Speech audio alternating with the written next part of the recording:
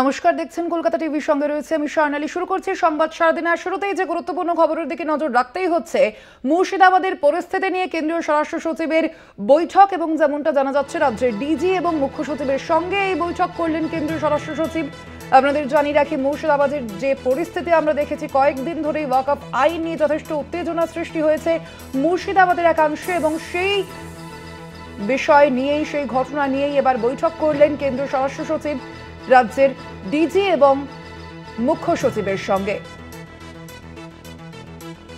একাধিক পদক্ষেপ নেওয়া হবে এক্ষেত্রে, এমনটাই জানিয়ে দিয়েছেন এ বিষয়ে কেন্দ্রীয় স্বরাষ্ট্র সচিব, এবং ভিডিও কনফারেন্সের মাধ্যমেই মূলত এই বৈঠক করেন কেন্দ্রীয় স্বরাষ্ট্র সচিব রাজ্যের মুখ্য সচিব এবং ডিজির সঙ্গে।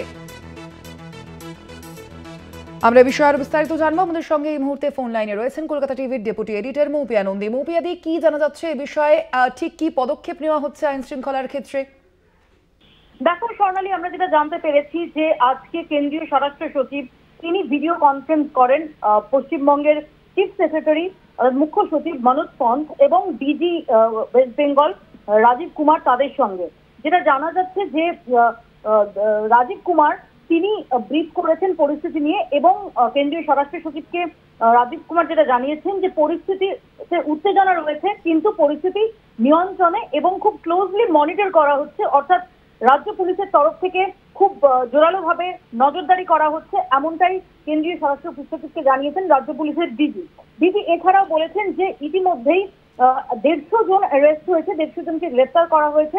শুধু তাই নয়, আমরা জানি যে ইতিমধ্যেই সেখানে বিএসএফ নামানো হয়েছে, এবং হাইকোর্টের তরফ থেকেও সেখানে কেন্দ্রীয় বাহিনী মোতায়েনের নির্দেশ দেওয়া হয়েছে। এবং আমরা যেটা জানতে পারছি যে ডিজি জানিয়েছেন কেন্দ্রীয় স্বরাষ্ট্র সচিবকে যে লোকালি যে বিএসএফ ছিল, অর্থাৎ যে বিএসএফ জওয়ান যারা অ্যাভেলেবেল ছিলেন তাদের সবাইকেই তাদের কাছ থেকে সাহায্য নেওয়া হয়েছে।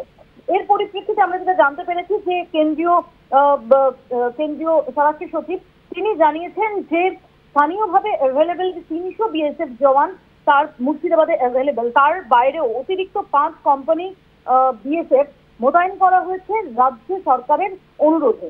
অর্থাৎ মুর্শিদাবাদে 300 বিএসএফ জওয়ান অ্যাভেলেবেল ছিলেন, তাদের অলরেডি মোতায়েন করা হয়েছিল, এবং এর পাশাপাশি রাজ্য সরকারের রিকোয়েস্টে আরো 5 কোম্পানি বিএসএফ অতিরিক্ত 5 কোম্পানি বিএসএফ সেখানে মোতায়েন করা হয়েছে। এর পাশাপাশি কেন্দ্রীয় স্বরাষ্ট্র সচিব তিনি রাজ্য প্রশাসনকে খুব কড়াভাবে বিষয়টির ওপর নজরদারি করার কথা বলেন। শুধু তাই নয়, বাকি যে সমস্ত এলাকা রয়েছে, বাকি যে সমস্ত জেলা রয়েছে যেখানে স্পর্শকাতর এলাকা রয়েছে, অর্থাৎ যেসব জায়গায় এর আগে অতীতে বা সাম্প্রতিক অতীতে হিংসার ঘটনা ঘটেছে, সেই সমস্ত জায়গায় খুব ক্লোজ ওয়াচ রাখার জন্য তিনি পরামর্শ দিয়েছেন, এবং একই সঙ্গে যত দ্রুত সম্ভব নর্মালসি ফিরিয়ে আনার জন্য যাবতীয় পদক্ষেপ নেওয়ার জন্য তিনি পরামর্শ দিয়েছেন।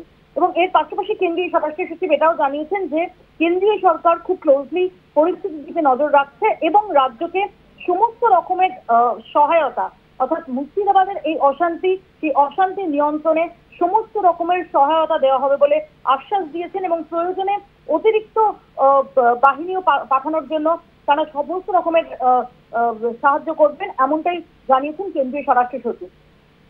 ধন্যবাদ তোমায় মৌপিয়াদি। আমরা কথা বলছিলাম, আমাদের সঙ্গে ফোন লাইনে ছিলেন কলকাতা টিভির ডেপুটি এডিটর মৌপিয়া নন্দী। আপনাদের যে বিষয়টি জানাচ্ছিলাম, আজ মুর্শিদাবাদ নিয়ে কেন্দ্রীয় স্বরাষ্ট্র সচিবের এই ভিডিও কনফারেন্স, এবং ভিডিও কনফারেন্সে একাধিক বিষয় জানতে চাওয়া হয়েছে রাজ্যের ডিজি এবং রাজ্যের মুখ্য সচিবের পক্ষ থেকে।